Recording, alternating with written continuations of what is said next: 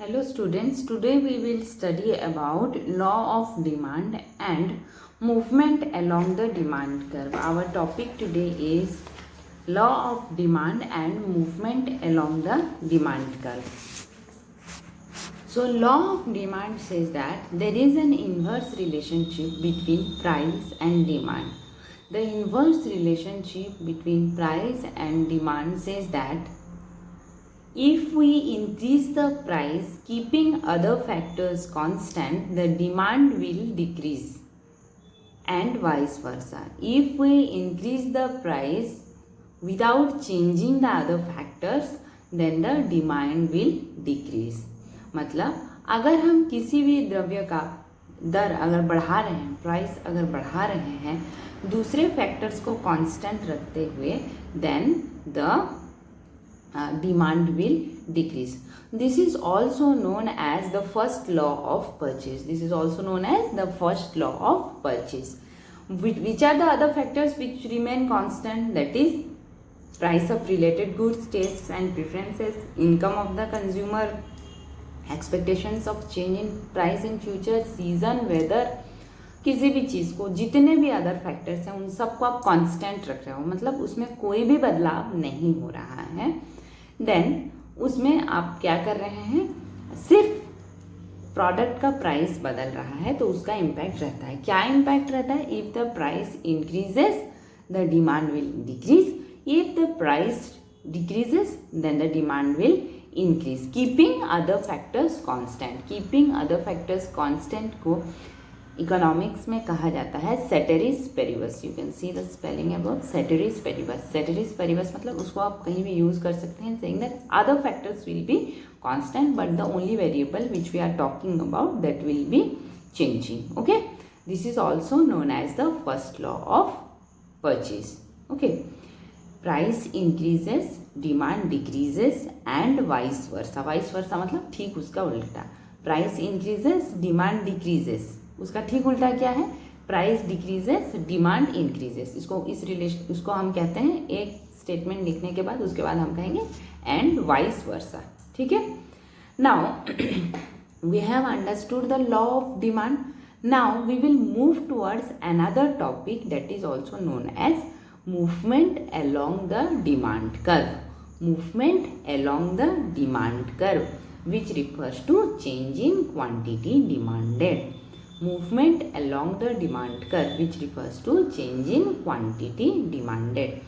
If other factors are constant and only price of the commodity is changing, then what will be the impact on demand curve? अब other factors में हम कुछ नहीं बदलाव ला रहे हैं, ना इनकम बढ़ रहा है, ना घट रहा है, ना सब्सटीट्यूट गुड्स में, ना कॉम्प्लीमेंट्री गुड्स में, ना टेस्ट एंड प्रेफरेंस में, फ्यूचर एक्सपेक्टेशंस भी कांस्टेंट है, कुछ चेंजेस नहीं हो रहा है, सिर्फ और सिर्फ हमारा प्राइस बदल रहा है.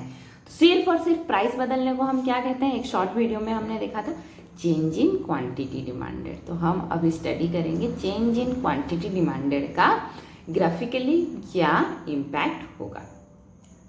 As you can see the graph above that in this price has been taken on y-axis and quantity demanded has been taken on x-axis. See, the original price is OP.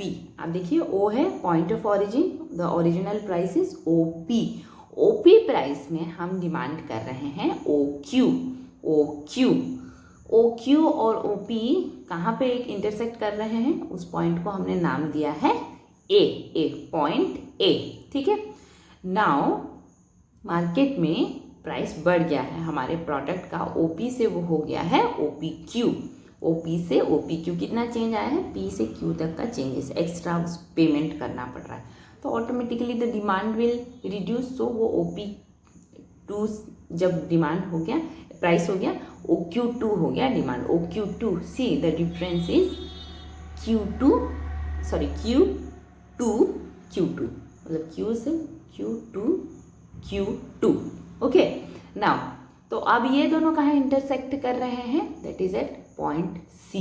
That is at point C. You can see at top there, you can see on DD demand curve A से अभी वो C में shift हो गया है. Now suppose the price again decreases from OP2 to अब हम suddenly आ गए हैं OP1 में. OP1 में हम आ गए। OP1 में क्वांटिटी डिमांडेड इज OQ1। तो अगर ओरिजिनल प्राइस में OQ था, अब हम डिमांड कर रहे हैं OQ1, अब डिमांड बढ़ गया है, ठीक है। उसको हमने पॉइंट नाम दिया है B। You can see the last point which is been pointed out on the graph, that is B।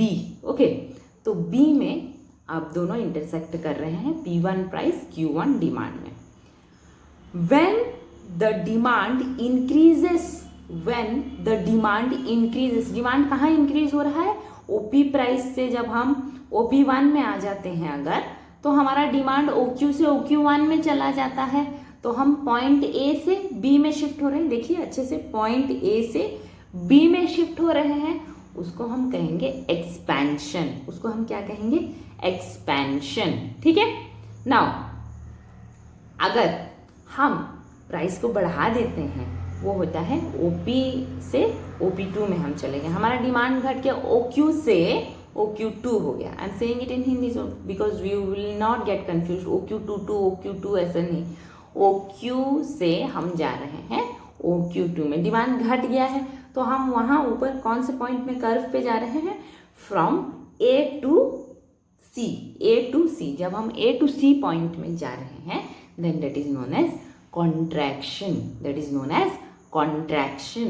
Okay, so expansion and contraction, it is also known as our movement along the demand curve. हम किसी दूसरे demand curve में नहीं जा रहे हैं, जब हमारा अपना प्राइस चेंज हो रहा है, when we are changing our own price, then we can say that it is a kind of contraction and expansion on the demand curve itself. It is a movement along the demand curve. I hope you have understood it.